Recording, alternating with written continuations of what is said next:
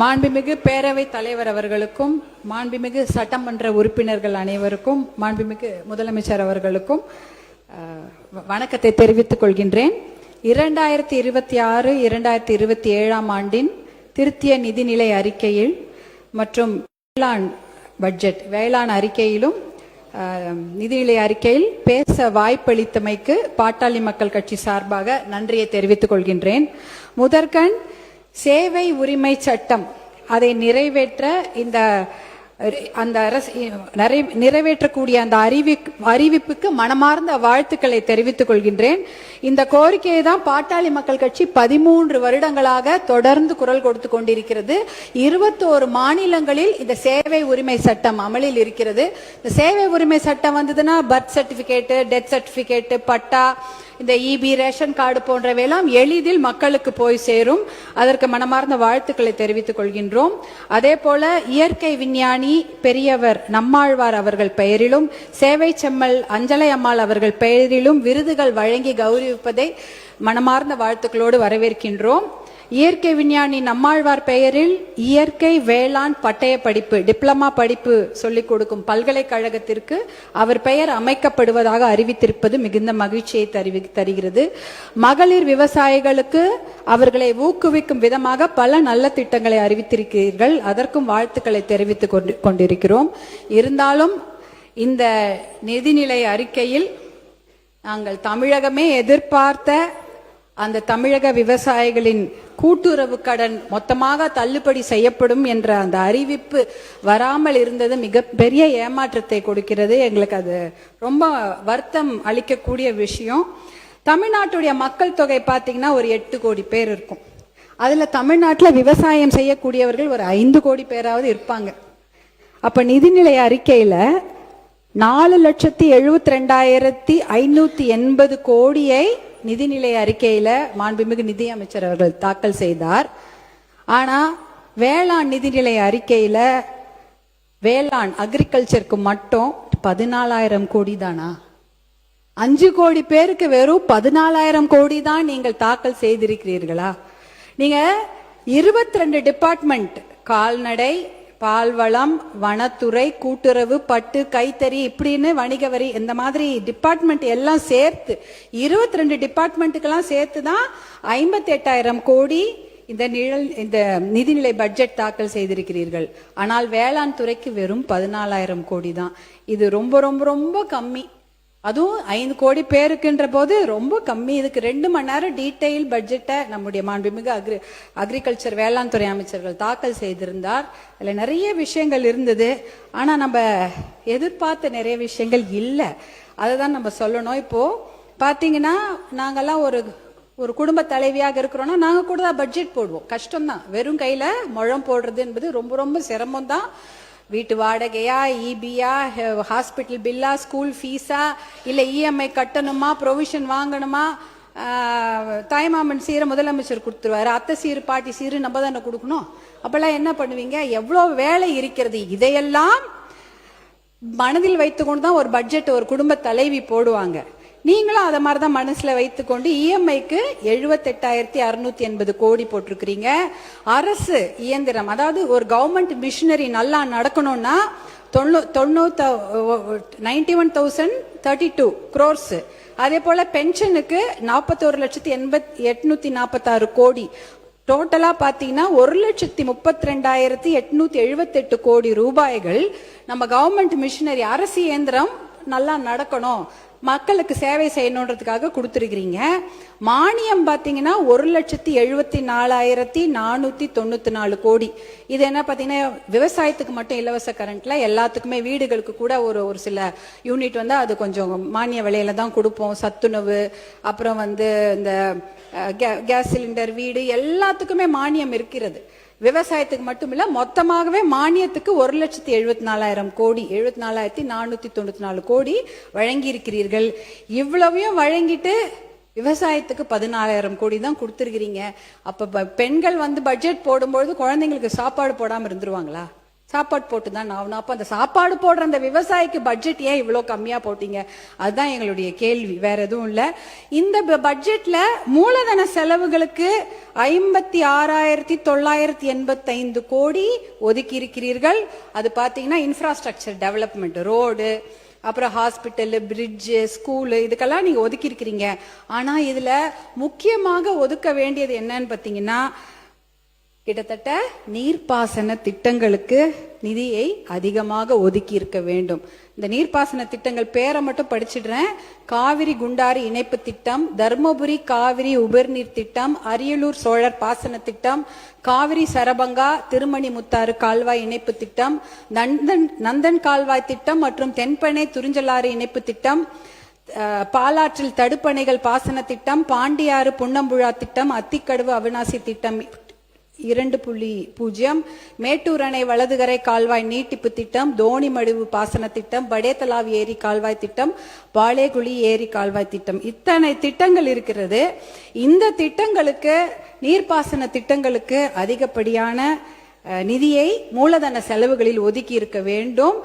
அதாவது பாத்தீங்கன்னா தமிழ்நாட்டில் 950 மில்லிமீட்டர் மழை வருஷத்துக்கு பெய்யுது. இது போதுமான மழை தான். நம்மளுடைய south west monsoon, north east monsoon, தென்கிழக்கு வடமேற்கு அந்த மான்சூன்ல நமக்கு நல்ல மழை பெய்யுது. ஆனா அந்த மழை தண்ணி எல்லாம் கடல்ல வீணா கலந்துடுது. எப்படி பாத்தீங்கன்னா முன்னாடிலாம் தமிழ்நாட்டுல மழை ஒரு 50 நாட்களாவது பெய்யும். அப்ப நிலத்தடி நீர் வளம் பெறும், மீதியெல்லாம் கடலுக்கு போயிடும். ஆனா இப்ப 30 நாள்ல இந்த 2 மான்சூன்லயும் மழை பெஞ்சு மொத்தமா தண்ணிலாம் வேக வேகமா கடல்ல போயிடுது. அதனால இந்த இரிகேஷன் ஸ்கீம்ஸ்னா 2 விதமா இந்த தண்ணீரை நாம் சேமிக்க முடியும். இந்த மழை தண்ணியை 2 விதமா சேமிக்கலாம். ஒண்ணு பாத்தீங்கன்னா இந்த தடுப்பணைகள் கட்டலாம். பாலாறுல தடுப்பணைகள் கட்டலாம், காவிரி ஆறுல தடுப்பணைகள் கட்டலாம். அந்த காவிரிக்கு நான் சொன்னேன் 420 கிலோமீட்டர் ஓடுதுன்னு. 10 கிலோமீட்டருக்கு ஒரு தடுப்பணைகள் கட்டினால் கண்டிப்பாக இந்த தண்ணீரை கடல்ல போகாம நம்மளால சேமிக்க முடியும். நீங்க 420 கிலோமீட்டர்ல 10னா 42 தடுப்பணைகள் கட்டணும்னு கூட அவசியம் இல்லை. ஒரு 25-30 தடுப்பணைகள் கட்டினா கூட 20 டிஎம்சி தண்ணீரை நம்ம கடல்ல போகாம நம்மளே சேர்த்து வச்சிடலாம். அந்த 20 டிஎம்சி தண்ணீர் இருந்தா பாசன திட்டத்துக்கு உபயோகமாயிடும். தர்மபுரிக்கு 2 டிஎம்சி தண்ணி தான் தேவைப்படும், சேலத்துக்கு 5 டிஎம்சி தண்ணி. இப்படி இருந்தாலே இந்த மாவட்டங்கள் விவசாயம் செய்வதற்கு ஏதுவாக இருக்கும். அதாவது காவிரி ஆறு, பாலாறு, எல்லா ஆறுகள், கிட்டத்தட்ட நம்ம ஊர்ல 35 பெரிய ஆறுகள் இருக்கு. அதுல 10 கிலோமீட்டருக்கு ஒரு தடுப்பணை கட்டினால் கடலில் கலக்கும் நீரை நம்ம வேஸ்ட் பண்ணாம அதை நம்ம சேமித்தாலே நம்ம 100 டிஎம்சி தண்ணீர் வரைக்கும் நம்ம தமிழ்நாட்டிலே சேமித்து கொள்ளலாம். இதுக்கு அப்புறம் யாரையும் கேட்க தேவையில்லை. காவிரி யாருக்கா கர்நாடகா கிட்ட கையேந்த வேண்டியதில்லை, கேரளா கிட்ட இந்த புன்னம்புழா இந்த திட்டத்துங்களுக்காகவும் முல்லை பெரியாருக்கும் கையேந்த வேண்டியது கிடையாது. கிருஷ்ணா கோதாவரிக்காக நம்ம ஆந்திரா கிட்ட கையேந்த வேண்டியது கிடையாது. எல்லாமே நம்ம கிட்ட பெய்கிற மழையை நம்ம தடுப்பணைகள் மூலம் சேமித்துக் கொள்ளலாம். இரண்டாவது வழியில் இதே தண்ணீரை சேமிக்க முடியும். அது ஏரி குளங்களை தூர்வாருகின்ற திட்டம். 42,000 ஏரி இருந்தது, இன்னைக்கு 27,000 ஏரி தான் இருக்கிறது. அந்த 27,000 ஏரிகளை தூர்வாரினாலே இதுலயும் கிட்டத்தட்ட 100-150 டிஎம்சி தண்ணீரை தேக்கி வைக்க முடியும். இதுல அது கூட 10 அடி 20 அடி ஆழெல்லாம் தூர்வார தேவையில்லை. ஒரு மீட்டர், அதாவது இவ்வளவுதான் இருக்கும். 1 மீட்டர்னா இந்த 1 மீட்டருக்கு நீங்க தூர்வாரினாலே, ஏரி குளங்களை தூர்வாரினாலே அந்த தண்ணீரை இதை சேர்த்து வைத்து ஏரியில தண்ணி இருந்ததுன்னா அவங்க கிணத்துல ஆட்டோமேட்டிக்கா தண்ணி வந்துடும். விவசாயியோட கிணத்துல அந்த ஆட்டோமேட்டிக்கா தண்ணி வந்ததுன்னா விவசாயம் நல்லபடியா பண்ணுவாங்க. இந்த திட்டத்தின் மூலம் பாத்தீங்கன்னா 100 டிஎம்சி காவேரியில, பாலாறுல 15-20 டிஎம்சி, தென்பெண்ணை ஆறுல ஒரு 30 டிஎம்சி, தாமிரபரணியில 15 டிஎம்சி தண்ணீர், இப்படின்னு ஒரு 150 டிஎம்சி தண்ணீரை நம் தமிழ்நாட்டில் நாமே தேக்கி வைத்துக் கொள்ளலாம். இதுக்கப்புறம் யார்கிட்டையும் தண்ணிக்காக கேட்க வேண்டியதே இல்லை.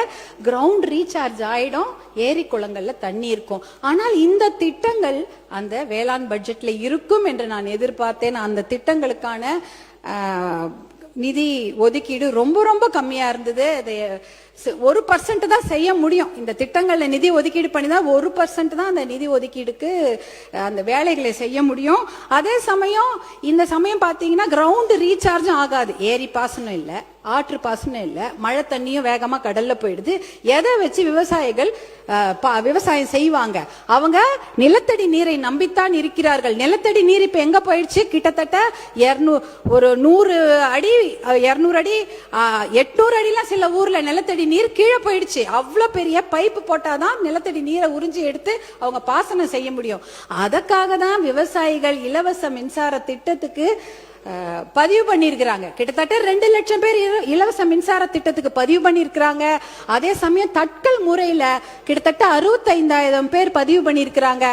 பாத்தீங்கன்னா 5 ஹார்ஸ் பவர்ல இருந்து 15 ஹார்ஸ் பவருக்கு 2 லட்சத்துல இருந்து 4 லட்சம் ரூபாய் வரைக்கும் அவங்க முன்பணமா எலக்ட்ரிசிட்டி போர்டுக்கு செலுத்தி இருக்கிறாங்க. மின்சார வாரியத்துக்கு ஒரு 1,500 கோடி ரூபாயை கடன் வாங்கி காலில் இருக்க கொலுசெல்லாம் வித்து, காதில் இருக்கிற கம்மல் எல்லாம் வித்து 2 லட்சம் 4 லட்சம் கட்டி இருக்கிறாங்க.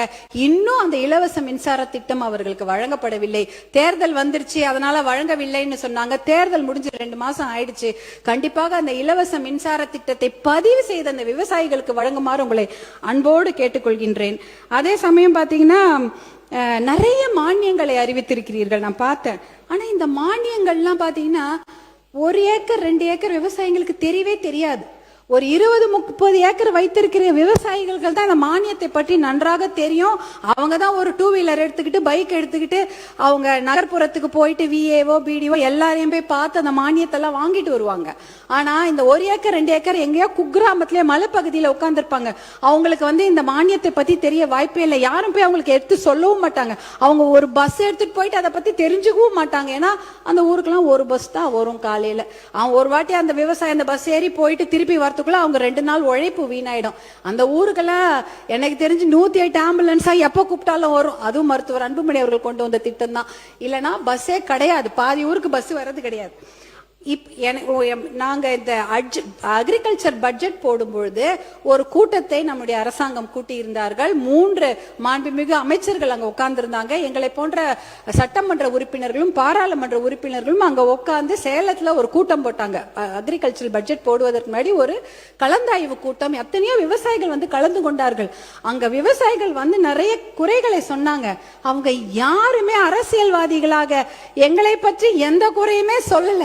அரசு அதிகாரிகளே தான் அவர்கள் குறை சொன்னார்கள். ஏன்னா அந்த மானியம் உங்களுக்கு ஒழுங்கா போய் சேரதே இல்லை என்ற குறையை அவங்க அரசு அதிகாரிகள் பேர் தான் அவங்க சொல்லிட்டு இருந்தாங்க. அதெல்லாம் நாம் களைய வேண்டும். ஏன்னா அந்த மானியங்கள்ல இருக்கக்கூடிய அந்த பணம் அவர்களுக்கு நல்லபடியாக போய் ரீச் ஆகுதா சேருதா என்பதை நாம கண்டிப்பாக அதை நம்ம பார்க்க வேண்டும். பேரவைத் தலைவர் அவர்களே, என்ன பேரவைத் தலைவர்களே, எனக்கு கொஞ்சம் 12 நிமிஷம் கொடுத்துருங்க. இல்ல நீங்க சொல்ல கருத்துக்கள் எல்லாம் கவனத்தில் கொள்ள வேண்டிய கருத்துக்கள் சுருக்கமா முடிக்கிறீங்க. அப்போ இப்ப இதுதான் விவசாயத்துக்கு நாம் கொடுக்க வேண்டிய முக்கியத்துவம். அதற்கு ஒரு முதல் மரியாதை கொடுத்து பட்ஜெட் போட வேண்டும் என்று அன்போடு கேட்டுக்கொள்கின்றேன். அடுத்தது விவசாயம் எவ்வளவு முக்கியமோ அதே போல மனித வளம் ரொம்ப ரொம்ப முக்கியம். தமிழ்நாட்டை பொறுத்தவரை வேலை வாய்ப்புக்கான அறிவிப்புகள் நிறைய இருக்கும் என்று எதிர்பார்த்தோம். இப்ப பாத்தீங்கன்னா அண்ணல் அம்பேத்கர், அப்புறம் தந்தை பெரியார், சமூக நீதி போராளி மருத்துவர் ஐயா போன்றவர்கள்லாம் எத்தனையோ போராட்டங்களை சந்தித்து ஜெயிலுக்கெல்லாம் போயிட்டு எத்தனையோ சமூக நீதியை பெற்றுக் கொடுத்தார்கள். அதனால நிறைய பேர் நல்லா படிக்கிறாங்க. ஆனா அவங்களுக்கு எல்லாம் வேலை இல்லை. லட்சக்கணக்கான இளைஞர்கள் படித்து விட்டு வெளியில வருகிறாங்க. அவங்க எல்லாம் எதிர்பார்ப்பது அரசு வேலை தான். அரசு வேலையில பாத்தீங்கன்னா டிஎன்பிஎஸ்சி, டிஆர்பி அதாவது டீச்சர் ரெக்ரூட்மெண்ட் போர்டு இருக்கு, மெடிக்கல் ரெக்ரூட்மெண்ட் போர்டு இருக்கு, தமிழ்நாடு அரசு பணியாளர் தேர்வாணையம் இருக்கிறது, யூனிஃபார்ம்டு சர்வீஸ் எக்ஸாம் சீருடை பணியாளர் தேர்வாணையம், இத்தனை இருக்கிறது. இந்த எக்ஸாம்லாம் எத்தனையோ பேர் ஒரு 3000 போஸ்டுக்கு 30 லட்சம் பேர் எழுதுறாங்க. எழுதிட்டு என்னன்னா 10 வருஷமா அந்த எக்ஸாம் எழுதுறாங்க, பாஸ் பண்றாங்க, அப்புறமா உங்களுக்கு வேலை கிடைக்கிறது இல்ல. பாஸ் பண்ணிட்டு சர்டிபிகேட் வெரிஃபிகேஷன் போறாங்க, அப்புறமா உங்களுக்கு வேலை கிடைக்கிறது இல்ல. வேலை கிடைச்சாலும் பணி உயர்வு கிடைப்பதில்லை, பணி உயர்வு கிடைச்சாலும் ஓய்வூதியம் கிடைப்பதில்லை. இது மாதிரி எத்தனையோ குறைகள். அந்த பாத்தீங்கன்னா இந்த மருத்துவமா இருக்கட்டும், கல்வித்துறையா இருக்கட்டும், காவல்துறையா இருக்கட்டும், மின்சாரத்துறையா இருக்கட்டும், நகராட்சி, வனத்துறை, எல்லாவற்றிலும் தேர்வு எழுதி விட்டோ பணி நிலைப்பு இல்லாமையோ எத்தனையோ பேர் கஷ்டப்பட்டு கொண்டிருக்கிறார்கள். இதெல்லாம் பார்க்கும்போது அரசு வேலை என்பது அவர்களுக்கு காணல் நீராக தான் இருக்கிறது. அப்படிப்பட்ட அறிவிப்புகள் இந்த பட்ஜெட்ல இருக்கும் நாங்க எதிர்பார்த்தோம், அதுவுமே இல்லை. எத்தனையோ பேர் பார்த்தீங்கன்னா, நான் இந்த ஒரு அரசாணை மட்டும் நான் சொல்லிடுறேன் பேரவைத் தலைவர் அவர்களே. அரசாணை 152 ஜிஓ 152 பார்த்தீங்கன்னா, சென்னை மாநகராட்சி தவிர மிச்சம் இருக்கக்கூடிய 20 மாநகராட்சியில பணிகளே கிடையாது, அந்த பணிகளை எல்லாம் ஒப்பந்ததாருக்கு கொடுத்துடலாம் அப்படின்ற ஒரு ஜிஓ போட்டிருக்கிறாங்க. அதே போல ஜிஓ 139 479 பேரூராட்சிகளில் அவுட் சோர்சிங் மூலமா தான் பணி எடுக்க முடியும்னு ஒரு ஜிஓ இருக்கிறது. அதாவது துப்புரவு பணியாளர், ஓட்டுநர், வரி வசூலிப்பாளர், பாதுகாவலர்கள் என்ற நிரந்தர பணியிடங்கள்லாம் ஒரே இந்த ஜிஓலே ஒழிக்கப்பட்டுச்சு. 35,000 அரசு பணியிடங்கள் காலியாகி இன்னைக்கு 3,417 அரசு பணியிடங்கள் மட்டும்தான் இருக்குது. இதுலயே 12,000 வேலையும் இந்த இதுல ஒழிக்கப்பட்டுச்சு. கிட்டத்தட்ட 50,000 வேலை இந்த ஒரு 2 ஜிஓல போயிடுச்சு. அரசு வேலை, அரசு உயர்கல்வி நிறுவனங்கள், சுகாதாரத்துறை, ஊரக வளர்ச்சித்துறை, மின்சார வாரியம்ல டி பிரிவு பணியிடங்களும் அவுட் சோர்சிங் மூலமா தான் போகுது. அப்படின்னா அவுட் சோர்சிங்னா குத்தகை மூலமாக ஒரு மனிதவள நிறுவனங்களே அந்த வேலையை எடுத்து செய்யலாம். ஆனா அவங்களுக்கு அரசாங்கம் தான் அவங்களுக்கு பணி கொடுக்கறாங்க. அவங்க வேலை ஆட்களை அமர்த்தி அந்த வேலை வாங்கி கொள்ளலாம். இதுல பாத்தீங்கன்னா இந்த கான்ட்ராக்ட் ஒப்பந்த தொழிலாளர்கள் சந்திக்கும் இன்னல்கள் ஏராளம். பாத்தீங்கன்னா இதுல உழைப்பு சுரண்டப்படுகிறது, ஊதியம் சுரண்டப்படுகிறது, மனித உரிமை மீறல் இருக்கிறது, சமூக நீதி, இடஒதுக்கீடு இடமே கிடையாது. இந்த அவுட் சோர்சிங் முறையை கண்டிப்பாக ஒழித்து விட்டு, ஏன் தெரியுங்களா, 100 கோடி ரூபாவோ 150 கோடி ரூபாவோ அந்த நிறுவனங்களுக்கு கொடுத்தீங்கன்னா 12 கோடி ரூபாய் மட்டும்தான் அவங்க சம்பளமா கொடுக்குறாங்க. மிச்சம் 140 கோடி ரூபாய் என்ன ஃபினைல் வாங்குறதுக்கும் தொடப்பம் வாங்குறதுக்குமா யூஸ் பண்ணிக்கிறாங்க. அப்ப என்ன அது அட்மினிஸ்ட்ரேஷன் சார்ஜஸ் சொல்றாங்க.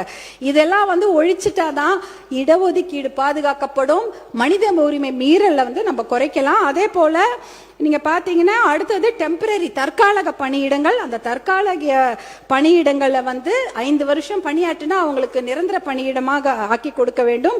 இன்னொரு சொல்யூஷன் இருக்கு.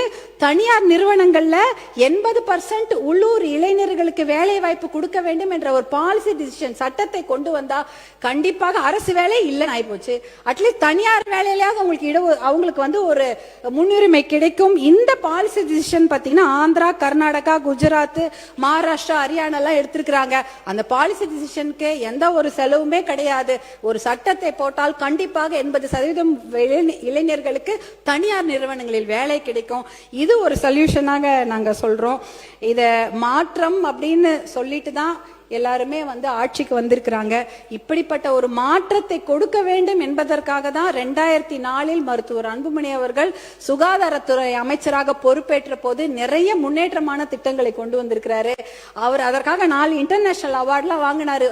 ஒரு மாற்றத்தை கொடுக்க வேணும், சிஸ்டத்தை மாத்தணும்னா அது மிகப்பெரிய சிக்கல், மிகப்பெரிய போராட்டம் என்பது நான் கண்கூடாக பார்த்திருக்கிறேன். மிகப்பெரிய ஒரு டொபாக்கோ மாஃபியாவை எதிர்த்து தான் அவர் போராடினாரு. அதற்காக அவருக்கு விருதுகள்லாம் கிடைச்சது. ஸ்டாண்டிங் ஓவேஷன்ல அமெரிக்கால கொடுத்தாங்க. அதே போல யுனைடெட் நேஷன்ஸ்ல WHO அவார்டு 2 வாங்கியிருக்கிறார் மருத்துவர் அன்புமணி. எதற்காக?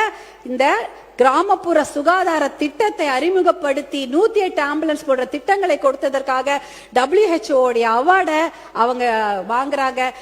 டோனி பிளேர் அவர் இங்கிலாந்துடைய prime minister, Bill Gates, Bill Clinton அமெரிக்காவுடைய அதிபர், அதே போல கோய்சுமி சொல்லிட்டு ஜப்பானுடைய பிரதமர், கோஃபி அன்னன் என்ற யுனைடெட் நேஷன்ஸ் ஜெனரல், இவர்கள் வாங்கிய விருதை மருத்துவர் அன்புமணி இந்தியாவில் வாங்கியிருக்கிறாரு. Rotary International award for polio எராடிகேஷனுக்காக, போலியோ ஒழிப்பதற்காக இந்த சாதனைகள் எல்லாம் அவர் செய்ததற்காக அந்த இன்டர்நேஷனல் விருதை அவருக்கு டெல்லியில கொடுக்கறாங்க. இத்தனை அவார்ட்களையும் அவர் வாங்கியிருக்காரு. ஆனா அங்க டெல்லியில தான் தெரியும், அது இன்டர்நேஷனல்ல தான் அவரை பத்தி தெரியும். இங்க யாரும் அவருடைய சர்வீஸ்ல கண்டுக்கவே இல்லை, அதை பத்தி அவர் பெருசா எடுத்துக்கிட்டதும் இல்லை. அவரை பொறுத்த வரைக்கும் கீதையில சொன்ன மாதிரி கடமையை செய், பலனை எதிர்பார்க்காதே என்ற ஒரு விஷயத்துல தான் அவர் பயணிச்சுட்டு இருக்கிறாரு. இப்படிப்பட்ட எல்லாரும் அவர்களுடைய கட்சி தலைவர்களை குறுக்கீடுகள் இல்லாமல் உங்களுக்கு 20 நிமிடம் நான் அழைத்திருக்கிறேன். ஐயோ, நன்றி தலைவரே. முடிச்சிடுறேன். நன்றி சொல்லி முடிச்சிடணும் இப்ப. நன்றி சொல்லி முடிச்சிடுறேன். எல்லாருக்கும் அவர்களுடைய தலைவர்களை பத்தி ஒரு நாலு நல்ல வார்த்தை நீங்க நிறைய சொல்லிருக்கீங்க. என்னுடைய மதிப்புக்குரிய அன்புமணி அவர்களை பற்றி நீங்க நிறைய சொல்லியிருக்கீங்க. அடுத்து நீங்க நன்றி அவைக்கு நன்றி சொல்லி முடிக்கிறேன். நன்றி. இறுதியாக சமூக நீதி கணக்கெடுப்பு என்று ஒரு வரலாற்று சிறப்புமிக்க தீர்மானத்தை அறிவிப்பை வெளியிட்டீர்கள். அதற்கு பட்ஜெட் ஒதுக்கி இருந்தால் இன்னும் நன்றாக இருந்திருக்கும். அதே போல கூட்டுறவு கடன் தள்ளுபடியை எதிர்பார்க்கின்றோம். இலவச மின்சாரத்திற்கு உடனடியாக எதிர்பார்த்திருக்கின்றோம். டாஸ்மாக் மதுக்கடைகளை படிப்படியாக மூடி பெண்களுடைய மகிழ்ச்சிக்கும் பாதுகாப்பையும் உறுதி செய்ய வேண்டும். அதற்கான அறிவிப்புகளையும் எதிர்பார்த்து கொண்டிருக்கின்றோம்.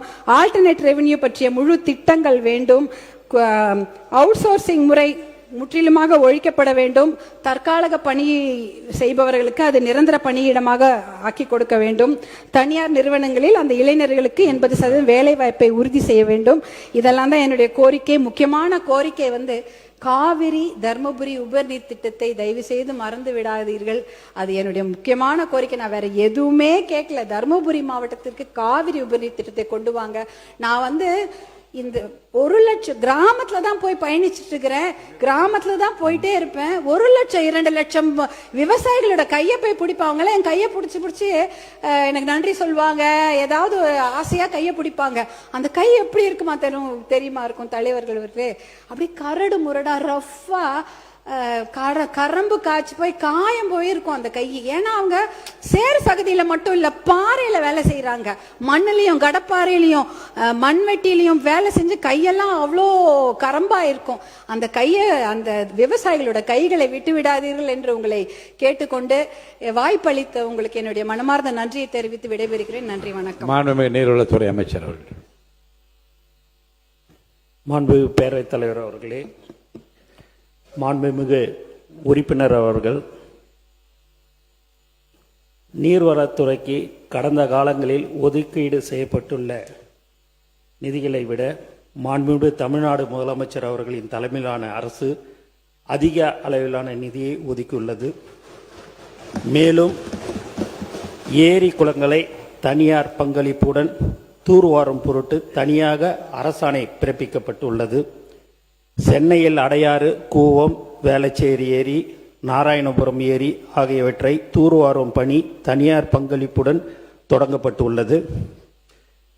தமிழ்நாட்டில் ஊரக வளர்ச்சித்துறையில் உள்ள 22,000 ஏரிகளும் நீர்வளத்துறையில் உள்ள 14,000 ஏரிகளும் தூர்வார நடவடிக்கை எடுக்கப்பட்டுள்ளது. மேலும் மாண்புமிகு உறுப்பினர், என்னுடைய அலுவலகத்துக்கு நீங்களும்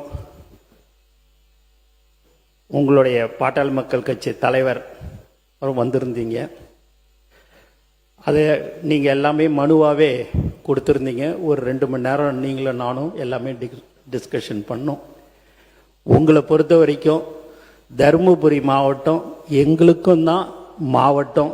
கண்டிப்பாக அந்த விவசாயிகளின் உடைய கோரிக்கைகள் அனைத்தும் நிறைவேற்றப்படும். நீங்கள் ஏன்னா அந்த நீர்வளத்துறைக்கு எப்படியெல்லாம் நீங்கள் சில அட்வைஸ் எல்லாம் பண்ணீங்க. அது சம்பந்தப்பட்ட அதிகாரிகளோடு கலந்து பேசி மாண்புமிகு முதலமைச்சருடைய கவனத்துக்கு எடுத்து செல்லப்பட்டு மிக விரைவில் நீங்கள் கேட்ட அனைத்து திட்டங்களையும் தருமபுரி மாவட்டத்திற்கு செய்து தரப்படும் என்பதை இந்த அவையில் தெரிவித்துக் கொள்கிறேன். நன்றி. மாண்புமிகு மாண்புமிகு முதலமைச்சர் அவர்களுக்கும் மாண்புமிகு நீர்வளத்துறை அமைச்சர் அவர்களுக்கும் பேரவைத் தலைவர் வாயிலாக எங்களுடைய மனமார்ந்த நன்றிகளை தெரிவித்துக் கொள்கின்றோம். மாண்புமிகு கால்நடைத்துறை அமைச்சர் அவர்கள். மாண்புமிகு பேரவைத் தலைவர் அவர்கள்.